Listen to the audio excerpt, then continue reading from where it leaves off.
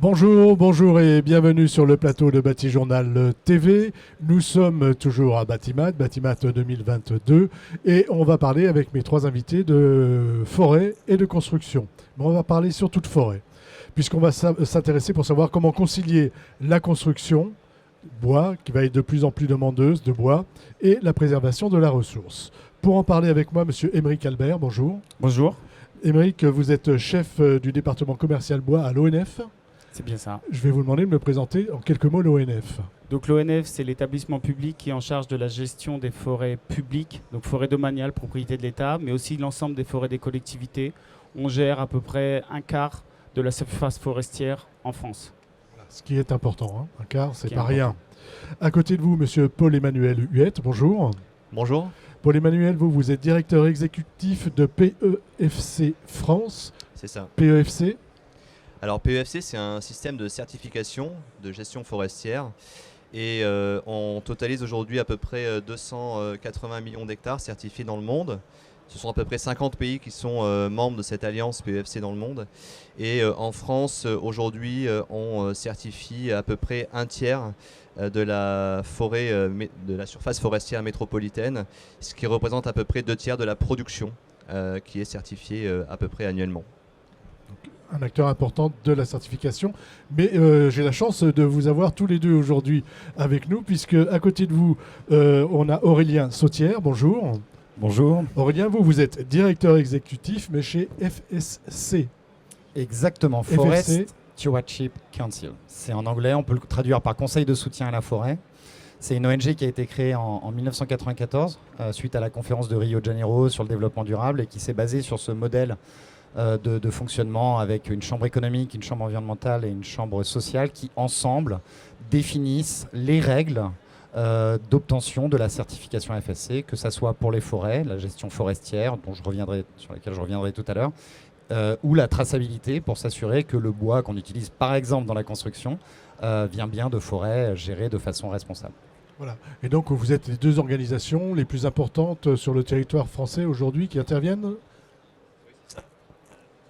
On a un petit souci de micro, mais ça va vite se régler. Oui, c'est ça. Donc il y a PEFC et FSC, c'est deux systèmes de certification principaux sur le territoire français. Eh bien, on va commencer avec l'ONF. Et on va voir avec vous, Émeric, il va y avoir, il y a une réglementation qui est très favorable à la construction bois en France. Il y a vraiment une appétence pour ce modèle. Quelle influence ça va avoir sur la forêt et comment ça se passe dans la vraie vie en fait?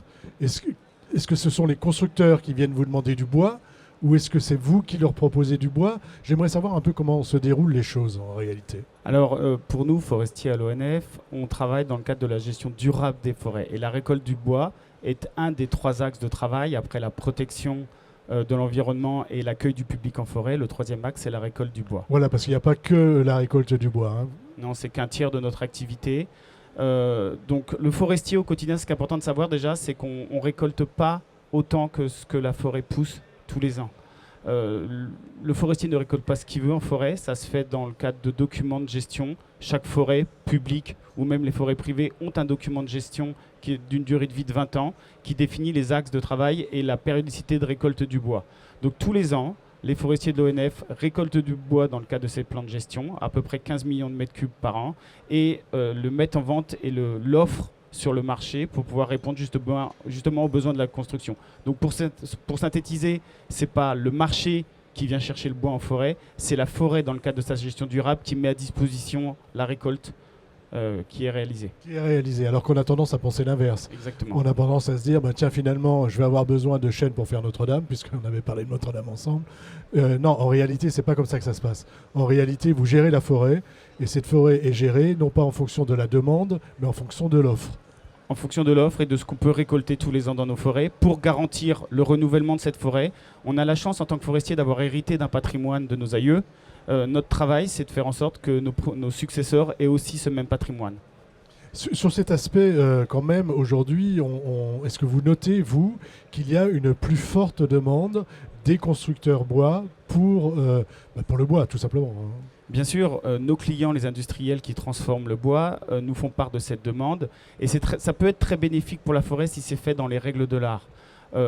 ça nous permet d'avoir des débouchés pour notre sylviculture et garantir à moyen, court et long terme de pouvoir pérenniser notre sylviculture.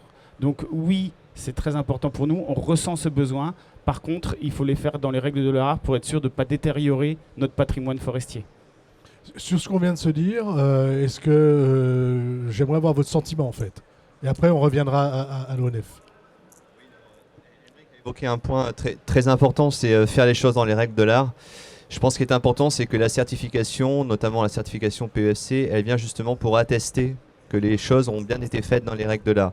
Donc PEFC, en tant que système de certification de gestion forestière, on édicte un cahier des charges, un recueil d'exigences à satisfaire par les propriétaires, les gestionnaires forestiers, et qui vient attester justement de la bonne gestion durable de la forêt, aussi bien dans sa dimension économique, comme l'a dit Aymeric, mais également dans la dimension sociétale, notamment respect du droit du travail, santé et sécurité des travailleurs, mais également la composante environnementale. Donc c'est l'ensemble de ces composantes sociétales, environnementales et économiques qui se retrouvent au niveau de notre standard de gestion forestière qui est contrôlé de manière régulière et qui permet justement d'attester que les produits issus de ces forêts certifiées sont porteurs de garanties et qu'on va pouvoir retrouver ces produits tout au long de la chaîne, notamment sur le secteur de la construction bois. Et votre réaction par rapport à ce qu'a dit l'ONF, par rapport à ce qu'a dit votre collègue de PEFC, et puis je reviendrai vers vous après à l'ONF. Oui, je reviendrai tout à l'heure sur la question de l'offre et la demande peut-être, mais d'abord juste pour dire que pour compléter ce que dit Paul-Emmanuel sur la question de la gestion responsable des forêts. Effectivement, c'est les trois dimensions, et ça c'est au cœur, je crois, de l'ONF, les dimensions sociales, environnementales, économiques, qui vont ensemble, particulièrement dans les forêts françaises, qui sont des forêts où ces trois dimensions sont à prendre en compte. Il faut voir, et je pense que là ça fait le lien avec l'offre ou la demande dont on parlait tout à l'heure. Il y a une offre qui est bonne en France, je pense à l'ONF où on est quand même sur une organisation qui gère de façon assez excellente les forêts, mais il y a une très forte demande des citoyens qui sont assez inquiets quand ils regardent les informations sur les forêts. Ils confondent un peu des fois les sujets entre des forêts françaises où il n'y a pas de déforestation et des forêts ailleurs dans le monde où il y a déforestation. Donc il peut y avoir ces confusions de sujets. Et puis il y a tout un débat public en ce moment, on le voit bien dans les médias, quand on regarde le 13h, quand on regarde le 20h, quand on regarde les journaux, on parle de forêt à chaque reportage. C'est maintenant assez systématique. C'est vrai qu'avec ce qui s'est passé cet été aussi, c'était difficile de en parler. Exactement, avec une demande citoyenne de mieux comprendre sur des sujets qui sont pourtant extrêmement complexes. Donc comment faire ce lien finalement entre ces citoyens et ces forestiers? Je crois que c'est au cœur des discussions qu'on a en ce moment sur la forêt. Et peut-être juste pour dire que cette demande pour une gestion responsable des forêts est de plus en plus importante en fait. Nous on le voit, on l'a vu sur des produits type papier, panneaux, et on le voit maintenant dans la construction. Et ça, c'est porté par les citoyens, mais c'est aussi porté par les RSE, les stratégies d'entreprise, stratégies de développement durable des entreprises, qui font attention au carbone, ça on le voit bien avec l'utilisation du bois, mais qui font aussi maintenant de plus en plus attention à l'origine des produits et les impacts. L'origine des produits, c'est l'importance de la traçabilité. Oui, non, juste pour rebondir sur ce que disait Aurélien, nous on l'a bien vu depuis quelques années où on était très actifs sur les secteurs du packaging, du papier, etc., que depuis 3-4 ans, 4-5 ans, il y a une vraie demande accrue au niveau de la construction. Et quand on rencontre au quotidien des acteurs de la construction, des maîtres d'ouvrage, des architectes, différents autres acteurs de la filière, y compris des fédérations, pour revenir sur ces fédérations, elles nous disent jusqu'à il y a encore quelques années, on avait très peu de questions sur l'amont, très peu de questions sur l'origine des bois. Bon, on était des intervenants plutôt considérés comme étant en aval de la filière construction et on regroupait différents acteurs, plutôt des prescripteurs. Mais la question sur l'origine du bois, sur la gestion durable des forêts revenait très très peu souvent. Ou en tout cas, elle était moins challengée. Aujourd'hui, plus que jamais, y compris ces acteurs-là nous disent on a régulièrement des demandes de consommateurs, on a régulièrement des demandes d'acteurs qui sont historiquement des acteurs du bâtiment, mais qui viennent au bois et qui nous disent aujourd'hui on veut pouvoir construire plus en bois, mais on a tout de suite des demandes en termes de traçabilité, de gestion durable des forêts. Et vraiment cette mise en lumière du besoin d'associer construire plus en bois, mais en bois durable et en bois responsable, c'est quelque chose qui est assez nouveau et c'est quelque chose qui nécessite vraiment qu'on ait un dialogue d'acteurs dans la filière pour pouvoir répondre à cette demande. Et la certification est un des outils justement pour répondre à cette demande. Alors, une petite réaction et après, Émeric, je vous redonne la parole. Toute petite réaction pour dire que la filière a très bien compris ça. Je pense à Fibois qui met en place des pactes biosourcés. C'est ça, qui demande à ce que 100% pour ce qui est par exemple de Fibois Île-de-France, des bois soient certifiés FSC ou PEFC. Donc la filière a compris cet enjeu-là et maintenant propose de travailler sur ces sujets-là de façon assez impressionnante, j'allais dire de la part. Donc un grand bravo à eux pour prendre en compte ces sujets-là. En considération ces sujets-là. Émeric. Je voulais compléter parce que nous, en tant que gestionnaire forestier, on ressent ce souhait des industriels et des consommateurs ou des constructeurs en bois de savoir d'où viennent les produits. Et ça se traduit concrètement chez nous, où on a finalement les clients de nos clients qui viennent nous voir en disant « Bon, alors écoutez, moi j'ai des projets de développer la construction bois. La forêt française, qu'est-ce qu'elle peut produire à 5 ans, 10 ans, 15 ans, 20 ans? Dans quoi je peux me lancer ?» Et ça se traduit assez concrètement par même des demandes de contractualisation tripartite. Le gestionnaire,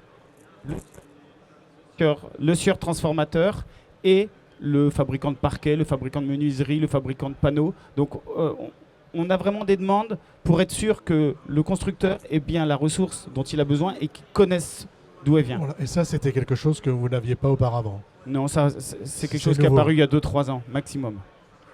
Paul-Emmanuel. Oui, donc juste à titre d'illustration à nouveau de ce point, c'est que nous, au niveau de PFC France, on a dans notre gouvernance différents membres qui reflètent l'ensemble de la filière depuis l'amont jusqu'à l'aval. Et il y a quelques mois, on a un acteur de la construction qui est l'UICB, qui nous a rejoint en tant que membre, qui n'était pas membre pour l'instant. Et c'est juste un révélateur justement de ce qu'on disait, c'est-à-dire que ces acteurs-là, effectivement, ont besoin aussi de répondre de plus en plus à des demandes de leurs membres et eux-mêmes de pouvoir s'associer justement à ces démarches de certification pour pouvoir répondre à un besoin croissant de garantie de gestion durable des forêts. Ouais, ça devient de plus en plus important. Autre point sur la forêt, mais peut-être que vous vouliez compléter ce qu'on vient de dire. Vous me disiez aussi tout à l'heure, la forêt, c'est aussi de la préservation, c'est aussi de la biodiversité, c'est pas que aller chercher la ressource pour en faire des bâtiments ou autre chose. Expliquez-nous un petit peu votre travail là-dessus et comment justement, après on verra comment ça peut s'inscrire dans quelque chose de plus large. Ben justement, la gestion forestière à la française, c'est 3 piliers. L'accueil du public, le rôle sociétal des forêts. Quand je vais me promener en forêt, découvrir... Exactement. La protection des espèces, de l'homme, des eaux et la production de bois. Et le forestier français essaye, sur l'ensemble des surfaces, de faire fonctionner ces 3 systèmes-là. Donc, quand on récolte du bois, on doit toujours prendre en compte comment on fait pour ne pas altérer la forêt, qui est notre ressource, matière première pour faire du bois, mais comment on fait aussi pour faire comprendre aux usagers que pendant une période donnée, ils ne peuvent pas venir dans tel secteur de la forêt. Et c'est vrai qu'on a mis en place des plans d'action pour préserver les sols, pour préserver la biodiversité. Quand il y a une espèce remarquable sur une zone, on évite d'intervenir pendant la période sensible. On a mis en place des systèmes de débardage, donc d'extraction des bois de la forêt adaptés à la sensibilité des sols, que ce soit des cloisonnements d'exploitation, des câbles mâts, donc des débardages par câble où on n'a plus de machine qui rentre dans la forêt et en fait c'est des câbles qui sortent les bois de la forêt.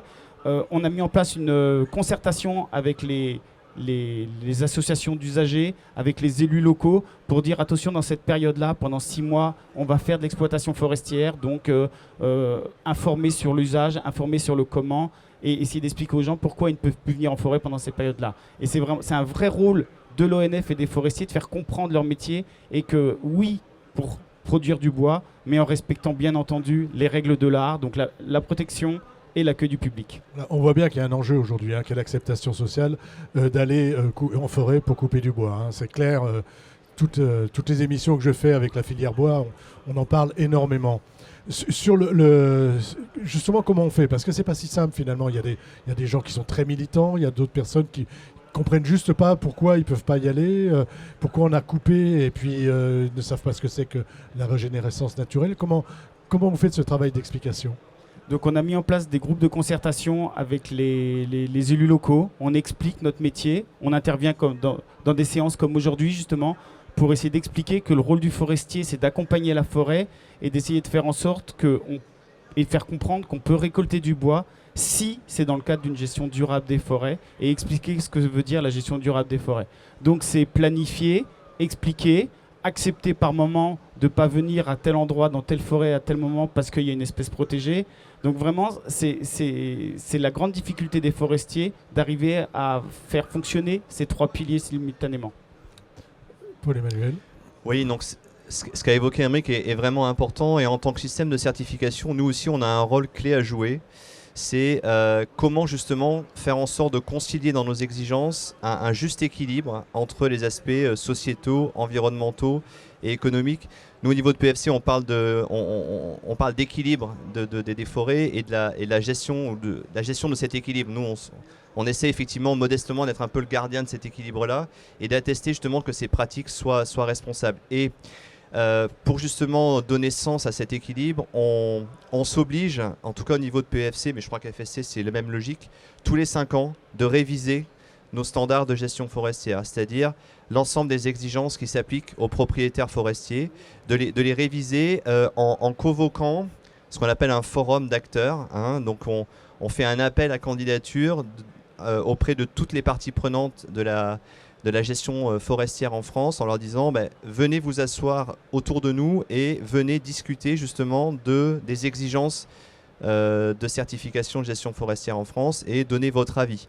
Donc cette révision de nos règles qui bien évidemment implique fortement l'ONF, la forêt publique et la forêt privée, ainsi que toute une série d'acteurs de la chaîne de valeur, mais aussi des associations environnementales notamment, de venir discuter en disant ok, est-ce que au regard des enjeux nationaux, on en a un petit peu parlé, au regard des enjeux climatiques qui sont très prépondérants aujourd'hui, au regard des sécheresses, comment est-ce qu'on peut faire évoluer ces standards de gestion forestière pour qu'ils soient toujours le mieux possible reflet justement des attentes des différents acteurs et de trouver un consensus, un compromis autour de ces attentes. C'est pas simple, clairement c'est pas simple, mais l'idée effectivement c'est d'arriver à trouver un consensus de manière à ce que les exigences qui sont le reflet de nos certifications, qui sont appliquées par les propriétaires et les gestionnaires forestiers, justement permettent d'établir cet équilibre qui n'est pas toujours évident à trouver entre ces 3 fonctions.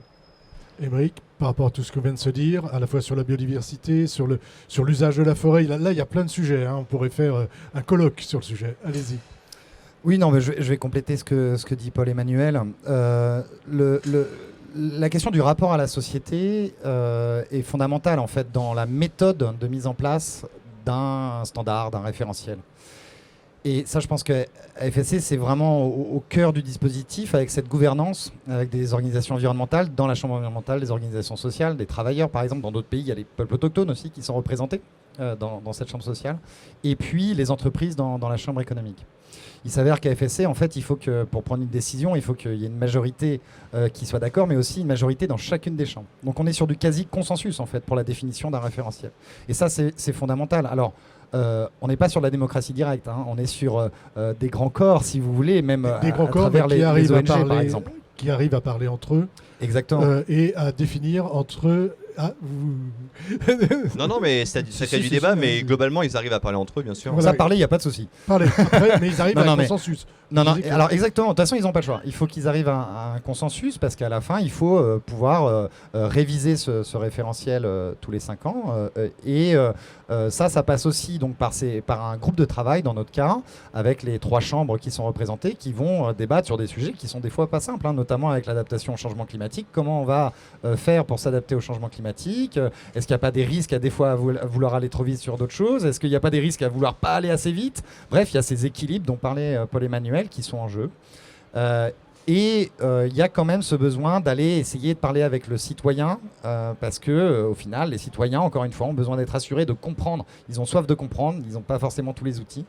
C'est ce qu'on essaye de faire modestement à notre niveau. On a 2 consultations publiques donc, qui sont ouvertes à tout le monde et on reçoit les retours de notre première version du standard, si vous voulez, dans le cadre de cette révision. On va avoir une 2e consultation publique début d'année prochaine pour une validation du référentiel pour l'année prochaine, on l'espère.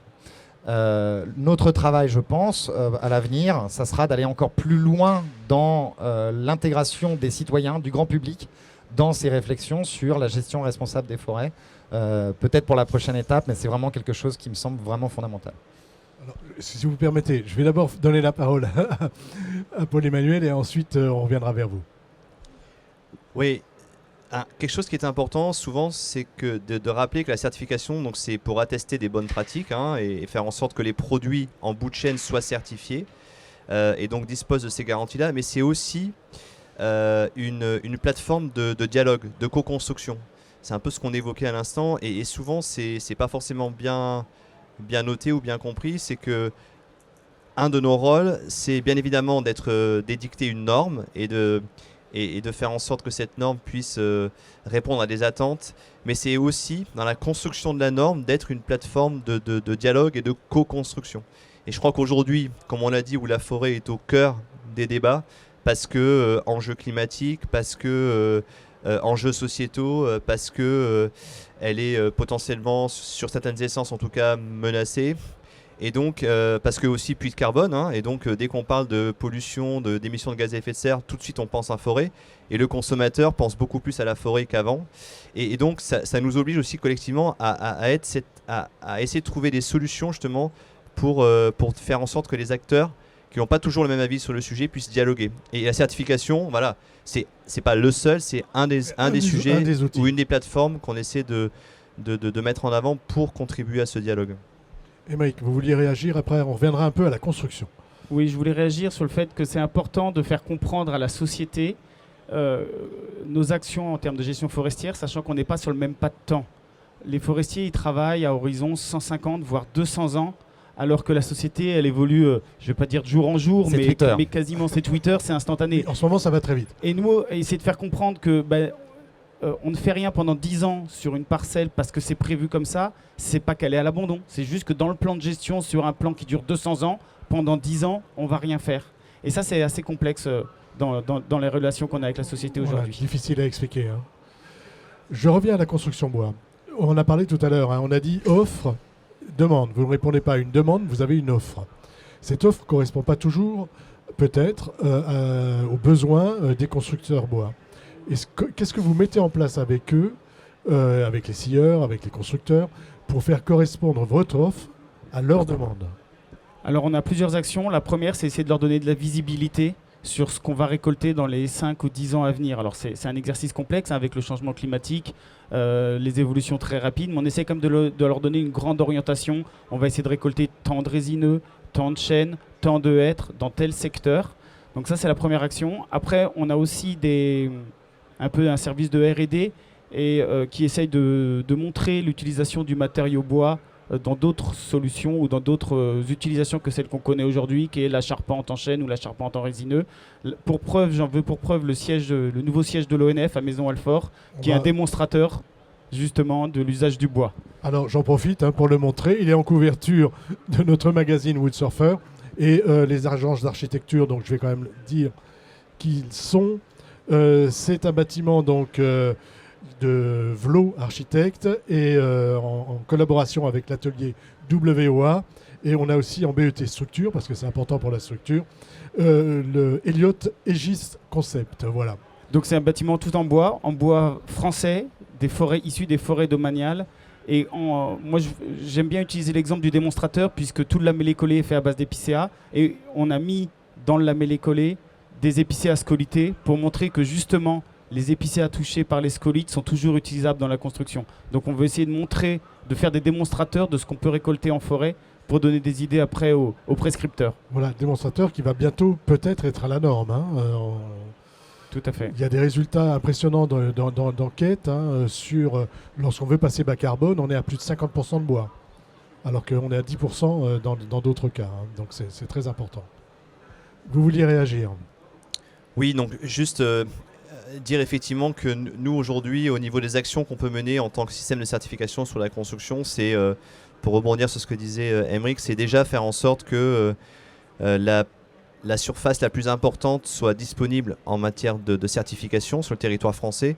Donc là aujourd'hui, nous au niveau de PEFC, on a 100% des forêts domaniales qui sont certifiées PEFC et à peu près 2/3 des forêts communales. Mais c'est également, et je voudrais le rappeler ici, un engagement des forêts privées. Aujourd'hui, on a à peu près 20% de la forêt privée qui est certifiée. Alors des marges de développement qui sont encore importantes, mais qui se heurtent aussi à un certain morcellement de la forêt privée. Donc voilà, c'est des enjeux qui nous qui nous touchent et sur lesquels on travaille avec l'ensemble des partenaires. Et au niveau des actions, donc c'est développer l'offre de produits certifiés, donc tel que je l'évoquais, au niveau des forêts privées comme publiques, mais également des actions qu'on mène plutôt vers l'aval. Donc j'évoquais les actions qu'on menait notamment avec des structures comme l'UICB, comme également des démarches du pacte qui ont été évoquées avec Fibois. C'est dans chaque région essayer de réunir des acteurs de la prescription, des prescripteurs dans la construction bois pour justement faire en sorte qu'ils construisent de plus en plus en bois, notamment des acteurs qui d'habitude ont plutôt l'habitude de construire en béton. Voilà, les pousser vers, vers le bois, et ils y vont doucement, mais pour certains d'entre eux très vite, pour d'autres un peu plus doucement. Ils y vont doucement, mais c'est aussi une acculturation, c'est-à-dire les associer à nos discussions en disant si vous allez vers le bois, voilà, ça veut dire aussi réfléchir à une politique d'approvisionnement en bois et notamment d'aller vers des produits avec des garanties comme les produits certifiés. C'est pas que construire en bois, il faut savoir aussi avec quoi je construis. Exactement. Sur cette question justement du avec quoi je construis. Oui, alors évidemment que le bois, on veut ici, je pense tous, on l'utilise beaucoup plus dans la construction plutôt que d'autres matériaux beaucoup plus carbonés. D'autant plus que le bois stocke longtemps dans la construction le carbone. Donc c'est évidemment particulièrement... La construction bois est un gros stockeur de bois. Hein. Exactement. Donc, contrairement à de la pâte à papier ou des choses comme ça, si j'ai bien compris. Ça n'empêche pas que la pâte à papier, on en a besoin. Il ne faut pas les opposer en fait. Il ne faut pas les opposer. Complémentarité des usages. Exactement. On en a besoin, ouais. Exactement. Et notamment l'ONF qui a besoin de tous les types d'industries sur le territoire pour pouvoir faire fonctionner son économie propre aussi. Mais donc sur le carbone, c'est vraiment fondamental effectivement d'augmenter la quantité de bois. Et moi, si je dois faire un appel, et je pense qu'on peut faire le même appel avec Paul-Emmanuel, c'est de dire à tous les agenceurs, tous les aménageurs, tous les architectes d'aller dans cette direction et de pousser beaucoup plus. De pousser beaucoup plus en demandant des produits certifiés. C'est-à-dire qui sont, parce que c'est du bois bon pour le carbone, mais qui prennent en compte aussi les autres dimensions de l'impact qu'ils peuvent avoir sur le territoire en fonction des différents types de gestion forestière. Les impacts environnementaux, on pense à la biodiversité, on pense au sol, on oublie souvent les sols, mais c'est assez fondamental. La protection de l'eau, la protection des travailleurs, et puis on a parlé de concertation territoriale aussi, avec les élus locaux, avec les gens qui habitent autour des forêts, qui ne comprennent pas toujours pourquoi des fois il faut couper des arbres. Donc ça, c'est une dimension qui est assez fondamentale, et ça, la certification le permet, parce que c'est dans nos standards de demander des choses sur ces choses-là. Donc je crois qu'on va passer, à mon avis, là on est encore beaucoup sur cette question carbone, qui est fondamentale. Je pense qu'on passe aussi de plus en plus avec des pionniers sur les impacts territoriaux en fait, de l'utilisation de nos produits, notamment biodiversité. Voilà, il n'y a pas que le carbone, il y a aussi la biodiversité, le respect des sols. Enfin, ça va, c'est beaucoup plus large. Et il y a un conférencier célèbre qui parle beaucoup de ces questions aujourd'hui. Je suis en train de chercher son nom, mais je ne l'ai pas trouvé. En tout cas, les forêts, il faut comprendre la complexité. Je crois que l'ONF est en première ligne et tous les forestiers. Comment dire que c'est un travail assez exceptionnel. On connaît certains forestiers, on en connaît tous. C'est de l'art presque. Je veux dire d'aller récolter le bon arbre, d'aller garder un autre arbre parce que c'est un arbre habitat important pour la biodiversité. Ça, c'est vraiment un travail exceptionnel qui est d'une précision assez incroyable. Et ça, il faut bien le comprendre. La forêt, c'est complexe. C'est pas simple. Le produit à la fin, il peut être relativement simple, mais la forêt, c'est complexe. Donc, il faut des outils pour s'assurer qu'on n'a pas fait n'importe quoi au départ. Paul-Emmanuel, ce sera aussi votre mot de la fin.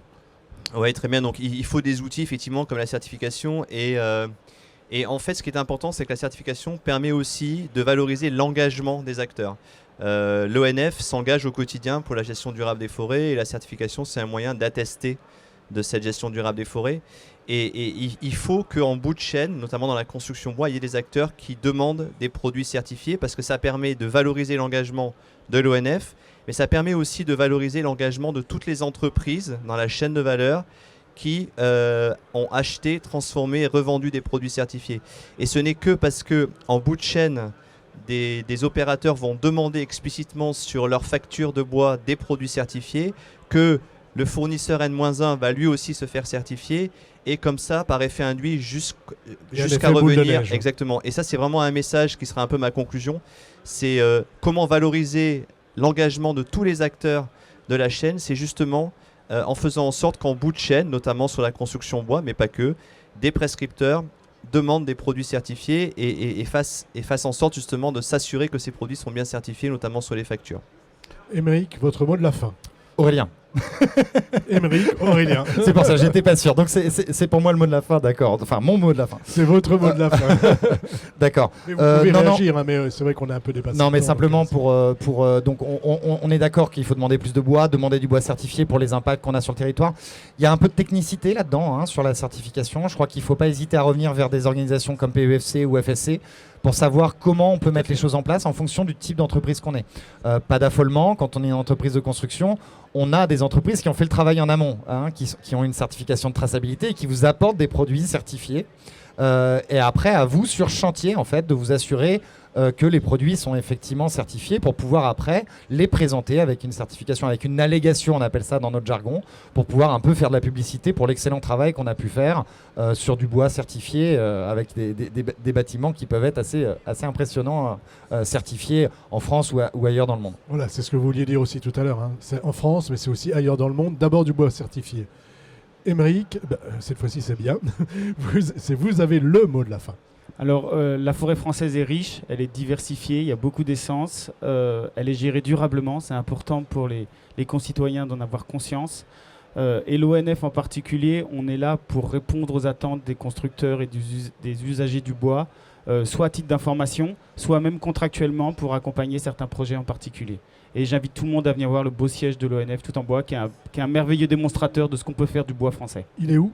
Il est à Maison-Alfort, sur le site de l'école vétérinaire. Voilà, donc allez voir ce beau siège. Merci messieurs, merci d'être venus sur le plateau de Bâti Journal TV, donc nous parler de construction bois et de forêt. Une émission à retrouver sur les sites, sur notre site, ainsi que toutes celles que nous allons tourner ici sur le salon. Donc Bâti Journal TV, sur France Bois Forêt et sur les sites de nos partenaires magazines, 5 Façades, Atrium, Planète Bâtiment et Woodsurfer. Merci à vous. Merci. Merci. Merci.